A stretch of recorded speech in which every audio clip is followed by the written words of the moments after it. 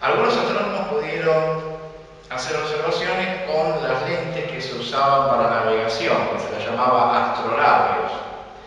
Bueno, con esas lentes se podía tener una visión un poco más cerca, digamos, de algunos de los astros, descubrir algunas cosas, pero bueno, a medida que fue pasando el tiempo y sobre todo a partir del siglo XVII, con la invención del telescopio, todos los astrónomos que vivieron después de Galileo fueron perfeccionando los instrumentos de observación. Y a medida que se iba perfeccionando la fabricación del instrumental, se iban descubriendo del universo cosas nuevas, se corregían algunas teorías que después se vieron que eran equivocadas, o por ahí a lo mejor se confirmaban algunas de las teorías que se venían sosteniendo desde hace mucho tiempo.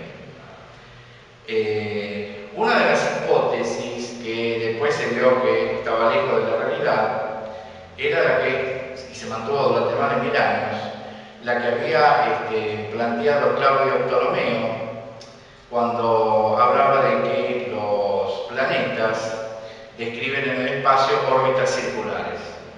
Tuvieron que pasar muchos siglos hasta que Isaac Newton descubre la ley de gravitación universal y Kepler, recién unos años después, descubre que el movimiento de los planetas es elíptico y no circular como lo venía sosteniendo Ptolomeo.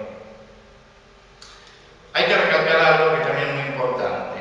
En la antigüedad, la Iglesia tenía mucha influencia sobre la forma de percibir el mundo, sobre las teorías, las ideas que se exponían acerca del lugar que ocupaba la Tierra en el universo.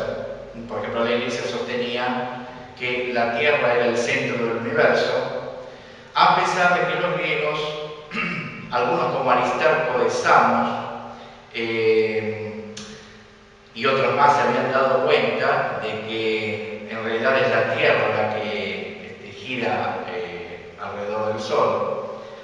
Pero bueno, esas ideas no fueron aceptadas porque la Iglesia consideraba que si se contrariaban los postulados de la Biblia, toda esa persona era un traidor, un hereje, y podía ser condenado a muerte.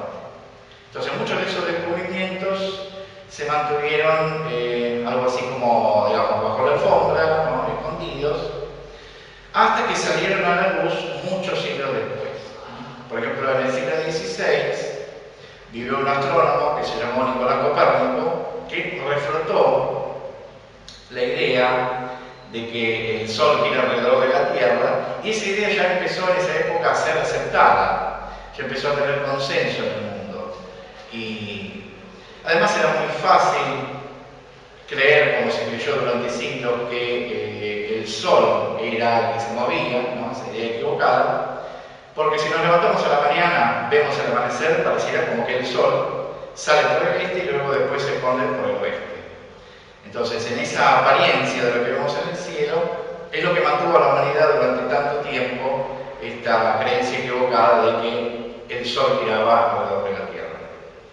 Bueno, entonces ahí empezó a aceptarse la teoría heliocéntrica, o sea, el Sol como centro de un sistema que le damos el nombre de sistema solar. En esa época de revolución científica nació Nicolás Copérnico, el 19 de febrero del año 1473 en Torun, Polonia. Nicolás fue a la escuela parroquial y más tarde se le nombraría Civicus Academicus, ciudadano académico. Tras la muerte de su padre se encarga de él su tío, el obispo Lucas van der Roth, que se encarga de darle una extensa educación en las mejores universidades. En 1491, Copérnico ingresa en el Colegio Mayor de la Universidad Jagellónica de Cracovia para estudiar humanidades. En esa época, la universidad, fundada en el año 1364, ya se ha convertido en un punto central para los científicos, sobre todo en el campo de la astronomía. Allí se conserva hoy el globo más antiguo que se construyó de América. En 1469, Copérnico se traslada a Bolonia para estudiar Derecho.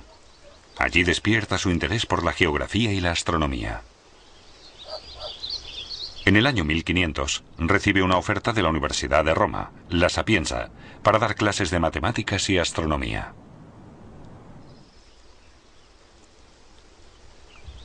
Copérnico continúa sus estudios en Italia. Estudia medicina en la Universidad de Padua y adquiere gran importancia como médico entre sus contemporáneos. En 1503, Copérnico obtiene el doctorado en Derecho Canónico en la Universidad de Ferrara.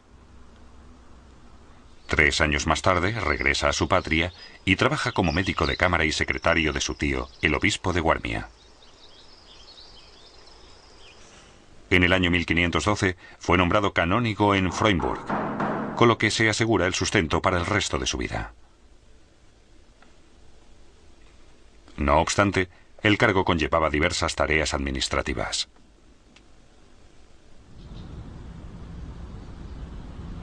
Sin embargo, Copérnico encuentra tiempo para la observación astronómica.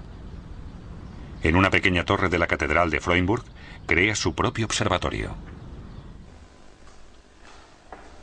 En 1514, su reputación como astrónomo era tal que formó parte de la comisión del Quinto Concilio Laterano para la reforma del calendario.